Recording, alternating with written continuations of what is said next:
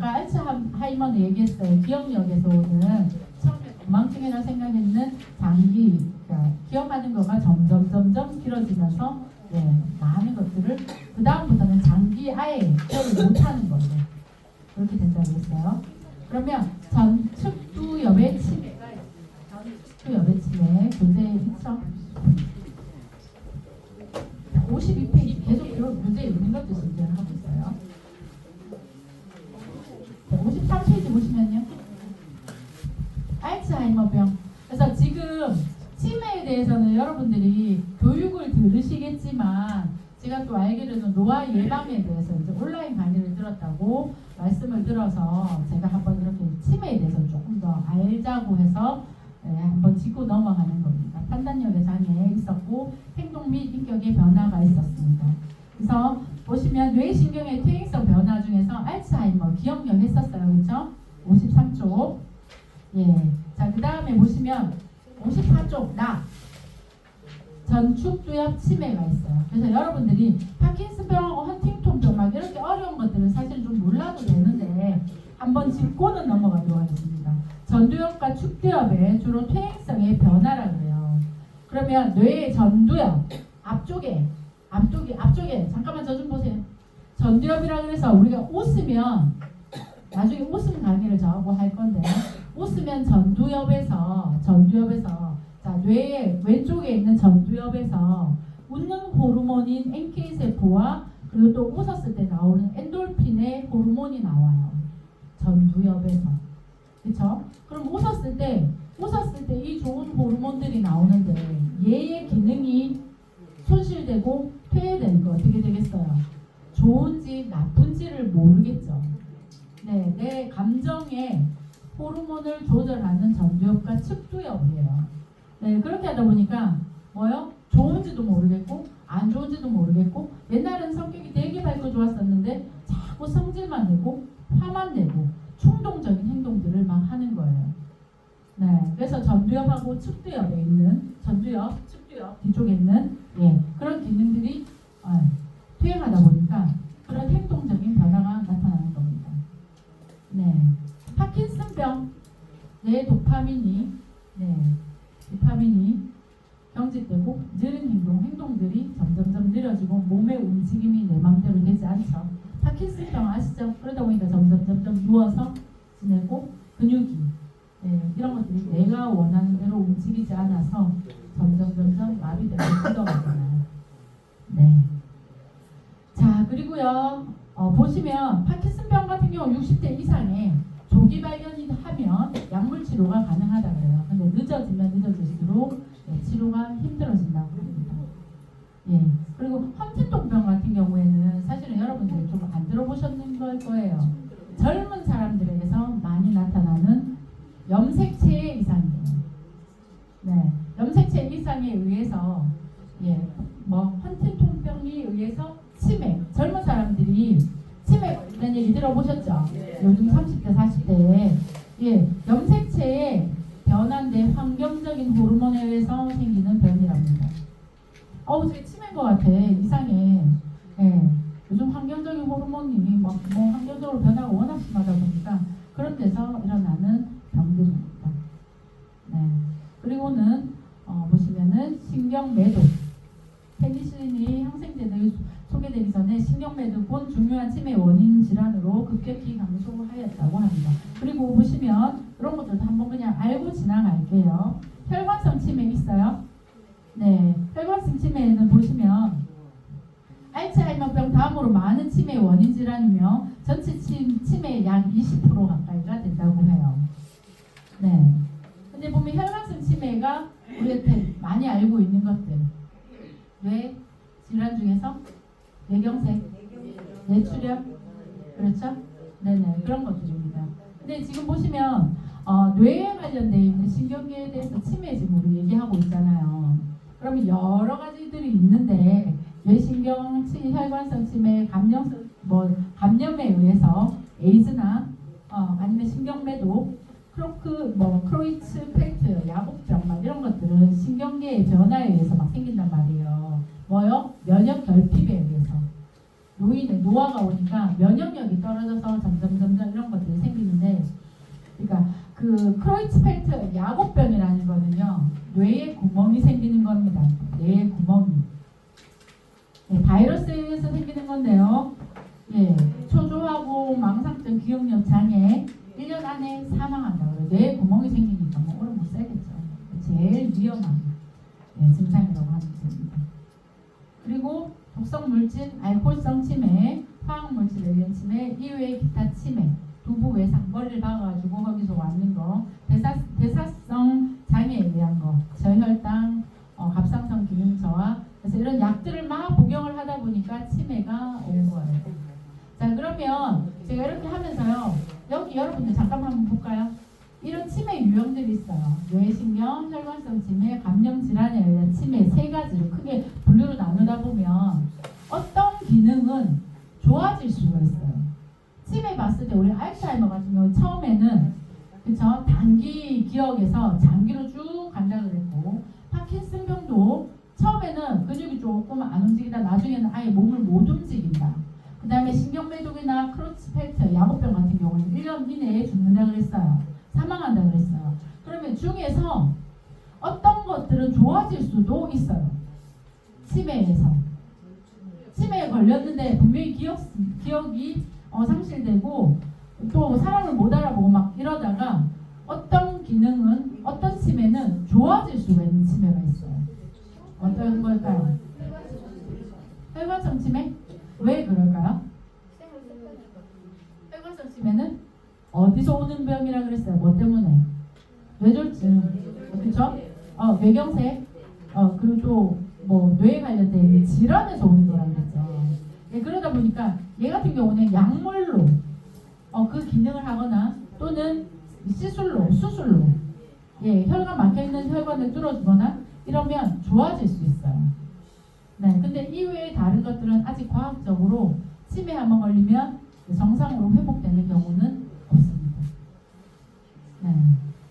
그래서 지금 뭐 아시잖아요. 치매에 이제 안 걸리는 약이 나왔다 하고 막 이런 얘기들 나오는데 그게 우리 시종으로 나오려고 하면 적어도 15년 정도가 걸린다 그러죠. 그러니까 지금부터 계산해 보면 15년 뒤에 뭐 내가 한 60 정도 되면 괜찮을 것 같아요. 네, 그만큼 오래 건강하게 있으면 더 오래 수명을 살 수 있을 것 같습니다. 네. 자, 중국에서 얘기를 한 게 150세까지 살 수 있도록 한다고 했어요. 150세까지. 네. 자, 무서운 얘기를 할 거예요, 제가. 150세까지 살려고 하면 내 장기만으로 150세까지 살 수 있을까요? 내가 가지고 있는 눈, 코, 귀, 심장, 폐, 그 다음에 대장, 이런 것들 있죠. 신장. 이런 것들, 내 기능만 가지고, 내 거 가지고 150년을 살 수 있을까요? 네. 되게 무서운 얘기예요. 중국에서 그래서 인신매매를 하면서 장기 매매를 하겠다고 간접적으로 밝힌 내용이에요. 아시겠죠? 그래서 특히 중국 가면은 차에 타고 우리나라에도 막 그런 일들이 일어나고 그런다 그랬잖아요. 굉장히 무서운 얘기입니다. 네, 돼지에서 가지고 와서 우리가 막 그런 복제 옛날에 그 돌리 얘기했었잖아요. 근데 그거는 허위였잖아요.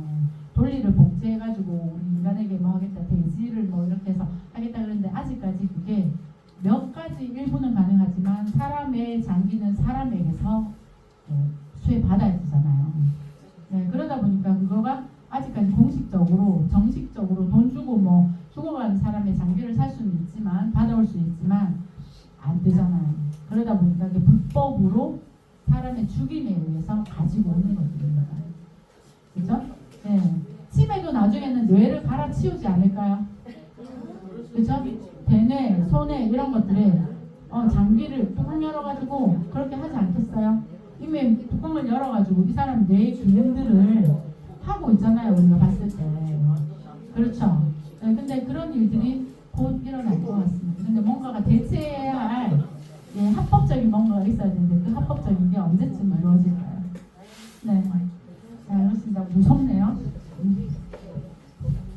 자, 그래서 여러 가지 기타 원인들도 있어요. 근데 약물에 의해서 내가 먹는 약들에 그런 것들이 우리 뭐라 그래요? 그런 것들 계속 먹다 보면 나중에 내성이 생겨가지고 그쵸? 다른 데로 다른 안 좋은 뭔가를 가지고 온다 그랬잖아요. 예.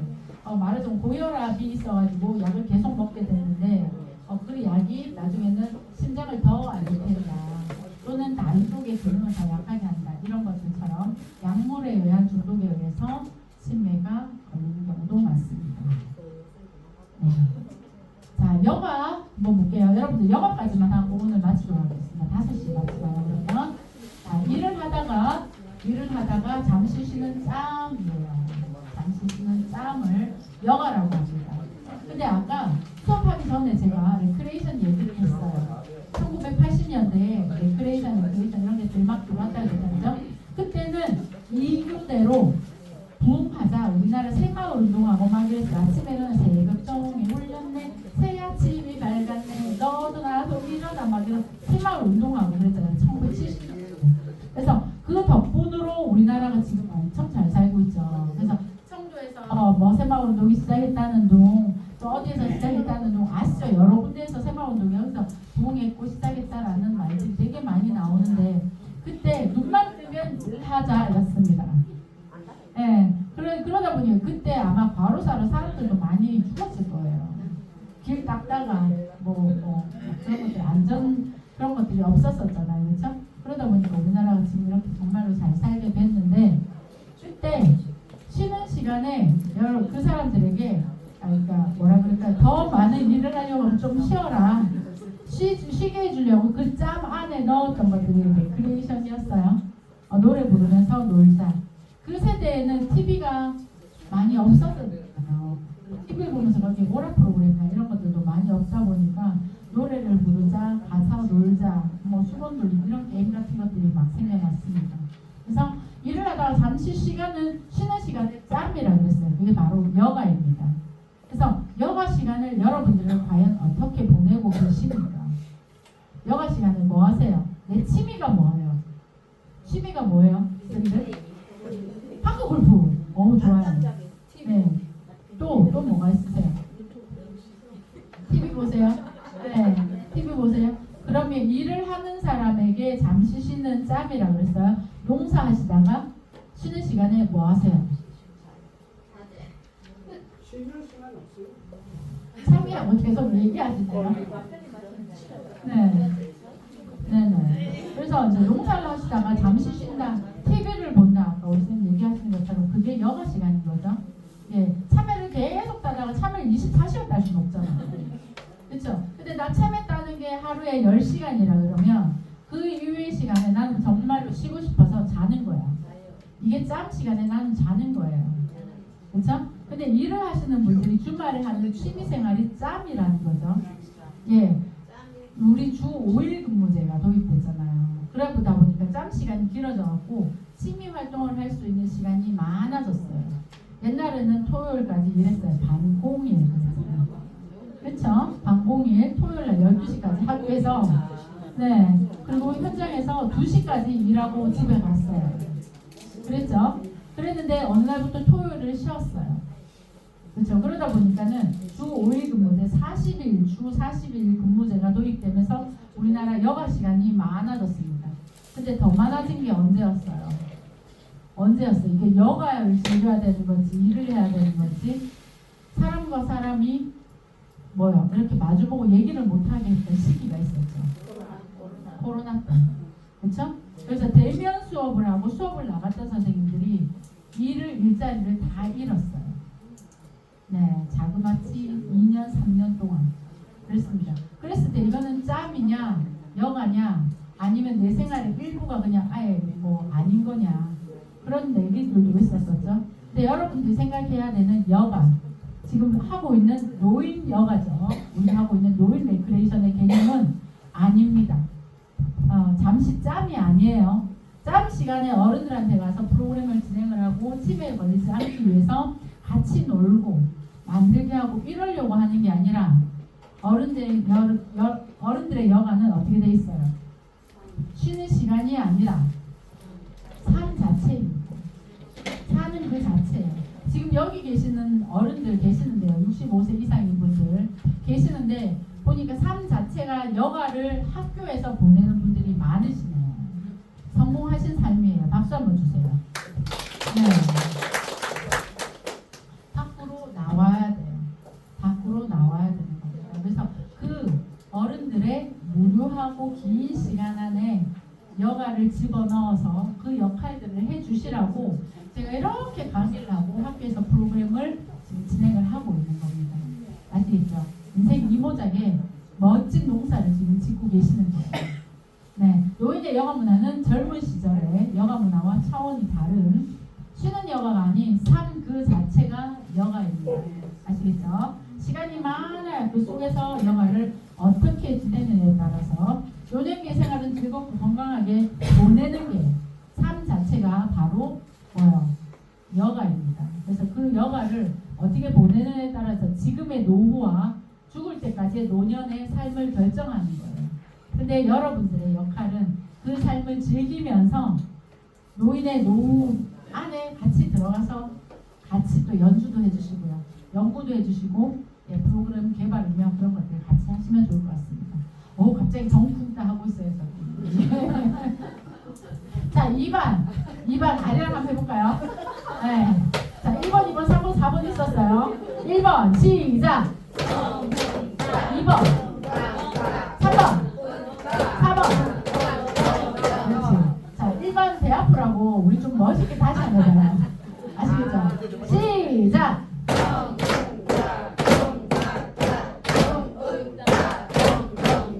자 노래 해볼게요.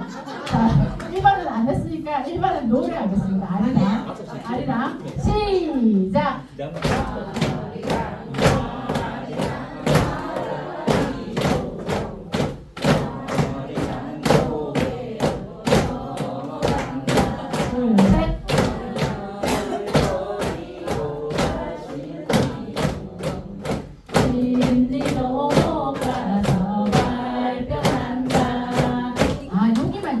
이렇게 앉으신 거였어요?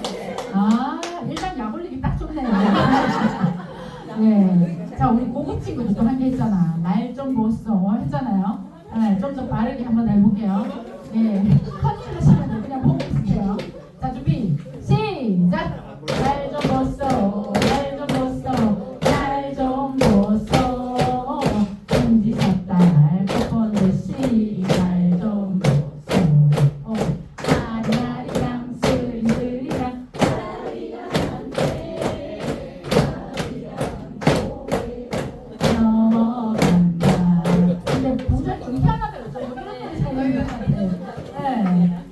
아니고 사실 되게 멋있는 동작을 가르쳐 줬는데 지금 갑자기 장고체가 없어지니까 막 이렇게 펄러덩 이렇게 하고 있는 거예요. 그래서 영상을 보시면 아주 재밌게 수업을 했는 거를 일반은 보시면 또 따라 하실 수 있을 겁니다. 예. 우리 세마치 장단은 아까 했어요. 그렇죠? 세마치 장단을 했는 거를 장구를 치면서 같이 노래를 부르면서 진행을 했었습니다. 그래서 그거 짧게 이제 4개의 번호를 정해서 세마치 장단의 4개 4번까지를 하면서 노래 한 곡을 같이 불렀어요. 그래서 처음에는 안 됐는데 처음에는 입장단을 하면서 계속 덩콩따를 쳤던 게 노래를 하면서 하니까 장단에 맞춰서 노래를 또 이렇게 하게 되네요. 그래서 어르신들이 할 수 있도록 프로그램을 같이 쉽게 단순하게 제가 그렇게 진행을 했었습니다. 자, 노인의 사고 있어요. 노인의 사고는 한번 좀 짚고 넘어가겠습니다. 예, 노인의 사고 페이지 30페이지 한번 보겠습니다. 지금 제가 여러분들한테 페이지 막 설명하는 거는 좀 접어놓으세요. 40페이지 좀 접어놓고요. 31페이지도 좀 접어놓고요. 접으시라고요. 이렇게. 네. 그래서 10페이지에 아까 노인의 국민기초생활보장법하고 노인복지법에 얘기하는 65세 이상을 노인이라고 한다. 퇴직 연령은 55세 노인, 그다음에 공무원 연령은 60세, 은퇴 시기를 노년의 시기로 본다. 그리고 지금 자꾸 대두되고 있는 게 75세 노인론이 대두되고 있는데 거리가 멀다. 네, 자 30페이지도 좀 접어놓으시고요. 자 그러면 제가 강조했던 것들 짧은 단락이지만 65세 이상 노인법에서 우리 정하는 노인의 나이, 국민생활 기초생활 왜 이러지? 네, 국민기초 기초생활보장법에 65세. 네. 알고 계시면 여러분들이 사회복지과는 아니지만 노인복지에 대해서 나 좀 들어봤어, 강의 들어봤어, 그러려고 하면 노인법에 의해서 65세 이상은 노인이라고 정해져 있어 라고 하시면 좋습니다. 그리고요 또 그리고 노인들의 문제를 제가 이렇게 했는데 보시면 자 노인의 사고라고 있습니다. 30대 이상 한번 볼게요. 거기 줄 좀 쳐놓으세요. 여러분들이 노인에 관한 문제점을 공부했다 그러면 알고 계시면 도움이 될 것 같습니다. 사고라고 했습니다. 사고 어려울 고자입니다. 위기의 고자, 어려울 고자라고 해서 자, 첫 번째 빈곤이죠. 경제적으로 빈곤. 빈곤인데 고자를 넣어서 빈고로 넣었습니다. 빈고. 노인의 경제적인 빈고. 자 그리고 노인의 보건, 의료, 아파요, 병들었어요, 병고. 노인의 무위, 할 일이 없어요. 너무 심심해요. 무위고. 시험 쳤죠 우리 그때? 네. 시험 쳤었죠? 네. 노인의 사고. 그래가지고 여러분들 좀 알고 계세요. 노인복지 측면에서 노인보장법에서 봤을 때 노인들의 사고라 그러면 제일 기본적으로 조금 알고 계시면 좋습니다. 노인의 무위, 무료하다, 할 일이 없다, 너무 심심해. 무위고. 자 그리고 노인의 사회적인 소외. 뭐예요? 외로워요. 가족들이 다 분가해서 가고 배우자의 사망. 그러다 보니까 혼자 남아 있어요. 고독고입니다. 외로울 고자, 고독고. 그래서 노인의 문제점 사고라 하면 빈고, 병고, 무위고, 고독고 이렇게 4개입니다. 자 그러면 중간고사의 문제는 여러분들한테 이렇게 쭉 나왔어요. 10개의 이론 시험 문제 나왔다 그러면 제가 말씀드렸습니다. 해서 지금 벌써 몇 개가 나왔어요. 65세 이상. 그 다음에 또 65세 이상이 나왔고 이제 금방 했던 거 사고.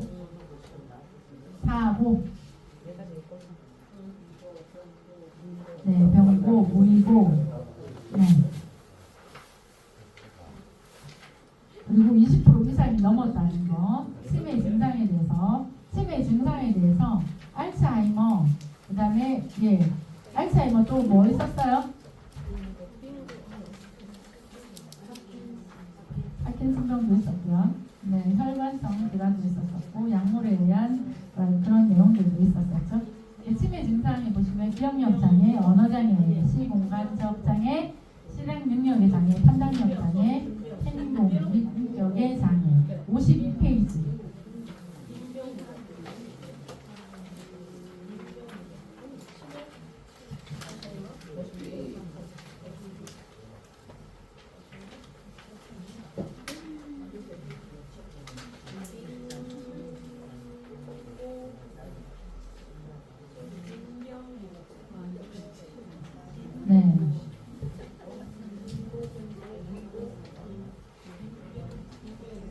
자, 그래서 여러분들이 제가 여러 번 강조를 했어요. 그래서 노인들에게 무료한 시간, 그리고 노인들에게 삶 자체가 여가라 그랬는데 그 많은 시간 안에 들어가서 프로그램을 해주고 여가의 시간을 함께 해주고 지도해주는 사람들이 바로 시니어 여가 문화 지도자입니다. 노인 여가 지도자인 거죠. 노인 여가 지도자. 지금까지 쭉 했어요. 노인을 65세 이상을 노인이라 하고 여가 짱. 그렇죠? 시간 안에 문화 모든 활동들을 할 수 있도록 가르치는 사람을 노인 여가 지도자, 노인 여가 문화 지도자라고 합니다. 여기 경복권에 계시는 분들이 많이 있다고 들었어요. 그래서 행복 선생님 얘기 들어보셨죠? 행복 선생님 그 하실 때 지원 신청서 보시면 레크레이션 지도자 자격증뿐만 아니라 노인 관련 지도자 자격증을 가지고 있는 사람, 경력자 막 이렇게 되어 있습니다. 그래서 권 내에 있는 몇 곳에서는 시니어 문화 지도자, 여가 지도자를 이수한 사람들 자격증을 필수로 요해요. 그리고 한 가지 더가 뭐냐면 레크레이션 자격증. 아시죠? 여러분들 레크레이션은 혹시 1학년 때 하셨어요? 안 하셨어요? 그래서 레크레이션 자격증하고 노인에 관련되어 있는 프로그램을 진행하고 싶다면 때문에 여가 지도자 자격증이 필수입니다. 그래서 레크레이션 자격증은 이후에 여러분들에게 제가 확인하고 그렇게 또 지급해드릴 수 있도록 해볼게요. 그래서 혹시 바우처 얘기 들어보셨어요? 바우처 얘기 들어보셨어요? 바우처 강사 얘기 들어보셨나요? 안 들어보셨어요? 바우처 강사를 하려고 하면 레크레이션 자격증이 필수예요. 근데 필수인데도 거기에 부연에 뭐가 붙어 있으면 못 써먹어요. 레크리에이션 지도자 자격증만 돼요. 앞에 시니어가 붙거나 또는 아동이 붙거나 아시겠죠? 뭐 이런 레크리에이션 자격증이 돼 있으면 안 돼요. 그래서 민간 자격증 중에서도 레크리에이션 지도자 자격증이 됩니다. 아시겠죠? 그래서 바우처 강사 이런 것들도 나중에 아까 어느 선생님이 저한테 여쭤보셨어요. 강사 양성하는 프로그램들에 관해서 저한테 어떻게 할 수 있는 방법이 없을까요? 했는데 그럼 바우처 사업을 끌어오는 것도 할 수 있어요. 아시겠죠? 바우처 사업을 할 수 있는 것도 제가 나중에 또 알려드리도록 하겠습니다. 그래서 내가 프로그램을 직접 하는 거예요. 바우처를 하면 노인 60세 이상입니다. 나이가 내려갔어요. 작년부로.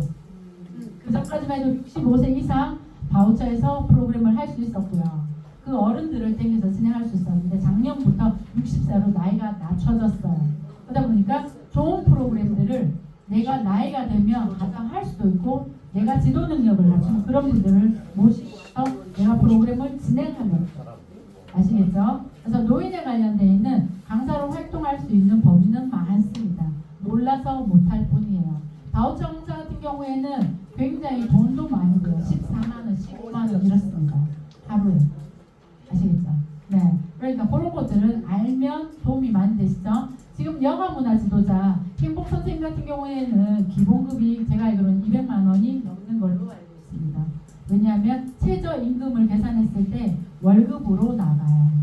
아시겠죠? 네, 그런 게 있고 바우처 사업, 어른들에 관련되어 있는 바우처 사업인데 거기서 어른들의 바우처 사업이 뭐냐면 인지 기능이에요. 어른들의 인지.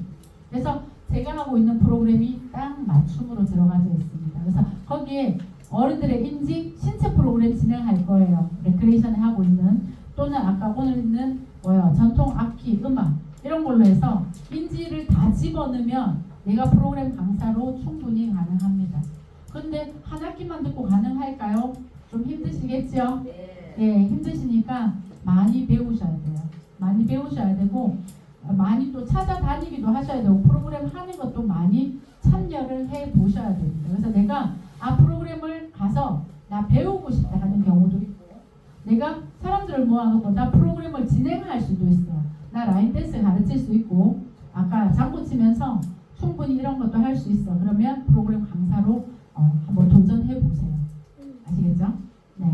그래서 노인들에게 여가 문화를 지도하는 사람을 노인 여가 문화 지도자라고 합니다. 예를 들어서 제가 알려드렸어요. 행복 선생님 또는 건강운동 보험공단에서 진행하고 있는 100세 건강운동 지도사 그리고 얘기했던 것처럼 바우처의 강사 이런 것들도 많이 있습니다. 시니어 여가 문화 전문가로서 지도자 능력을 배양하고 배우고 익히고 노인을 이해하고 시니어의 여가 문화 프로그램을 진행하고 또는 어른들에게 뭔가를 전달해주는 역할을 하고 필수적으로 다양한 전문적인 여가 문화 교육을 받은 사람입니다. 아시겠죠? 여기 전문적으로 다 배우고 계시죠? 찾아가서 직접 배워서 자격증을 이수한 사람들 아시겠죠? 예, 그런 사람들을 가지고 바로 시니어 여가 문화 지도자라고 합니다. 자, 시니어 여가 문화 지도자 역할들을 보시면 이런 것들이 쭉 있어요. 네, 어른들에게 찾아가죠. 또는 어른들이 찾아오면 프로그램을 진행하면서 여가 활동을 함께 할 수 있도록 도와주는 역할을 하는 사람들입니다. 장소, 노인복지관, 노인대학, 경로당, 양로원, 기관보호시설, 요양원, 집 이렇게 있습니다. 자, 보시